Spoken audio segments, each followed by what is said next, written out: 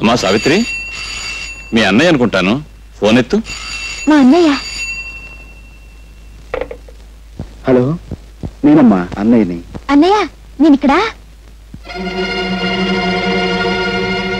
నువ్వేమీ భయపడకమ్మా.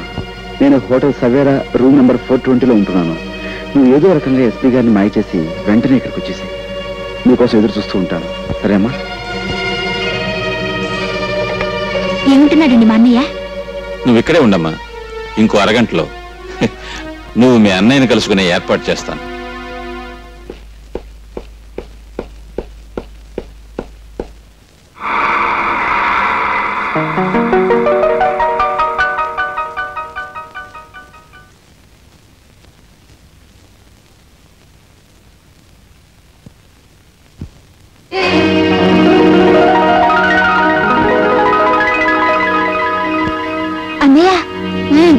అతను మనకి విరోధి, వెళ్ళొద్దు.